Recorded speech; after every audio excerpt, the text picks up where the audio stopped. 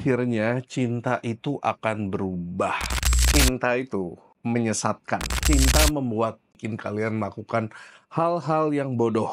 Itu bisa merusak semuanya. Cinta bisa membuat lo dimanfaatkan orang. Jadinya, buat lu cewek-cewek dan cowok-cowok, hati-hatilah dengan cinta. Kalau buat seru-seruan, lucu-lucuan aja, it's okay. Tapi kalau udah mulai serius nih, mau married, nah ini udah nggak ada hubungan sama cinta-cintaan. So, ini buat lu yang suka bingung. Kenapa kayaknya susah banget dapet pasangan hidup, atau susah banget dapet cewek atau cowok yang sesuai. Coba dengerin dulu sampai habis. Banyak di luar sana kalian pasti udah denger Gen Z yang kesulitan. Cewek-cewek pada komplain cowok-cowok zaman sekarang tuh gimana. Cowok-cowok juga pada komplain nyari cewek yang baik itu susah. Sekarang gua break it down. Simpelnya kan gini, misalnya ada dua stranger.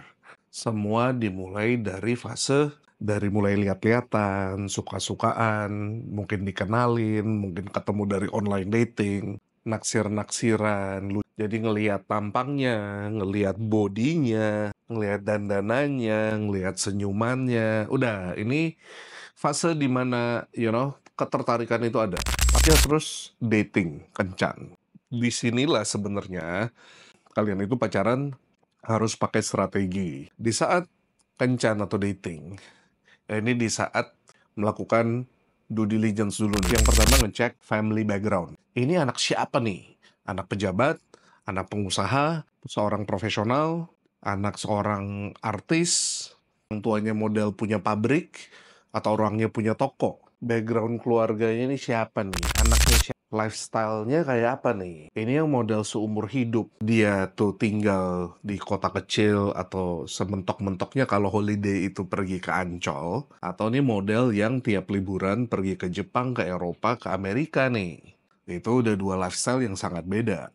Next ya, kalian harus tahu level pendidikannya nih.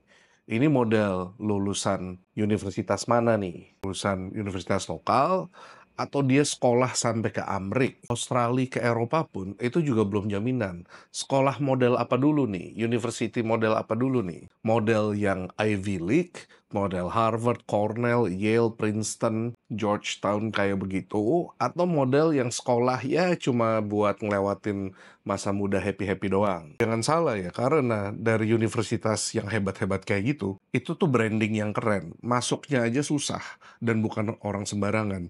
Dan di sekolah-sekolah yang keren-keren kayak gitu, orangnya juga bergaul dan bernetworking dengan anak orang-orang hebat yang lain dari seluruh dunia.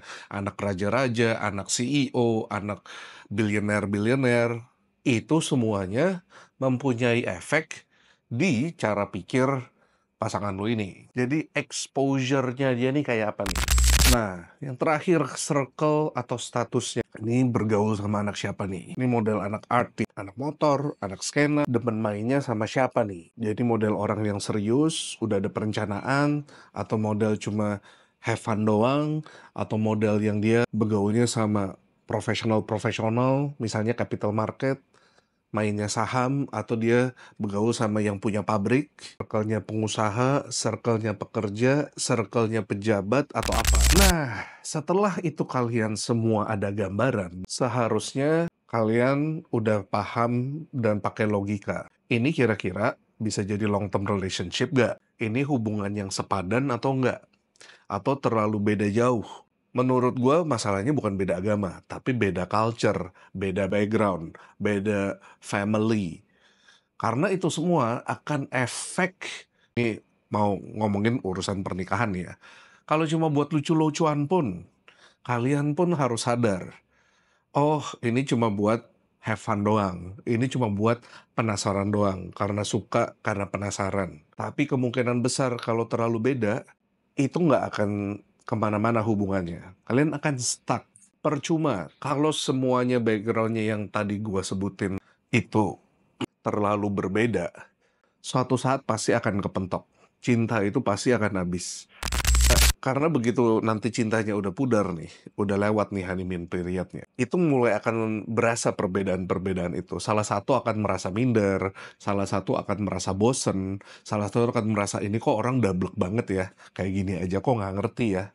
Kayak, oh ketemu menteri harus ngomong apa bingung, ketemu pengusaha siapa dia nggak tahu apa-apa, ke temen-temen circle-nya itu ngomonginnya bikin usaha, bikin ini, bikin ono, proyek ini, proyek ono.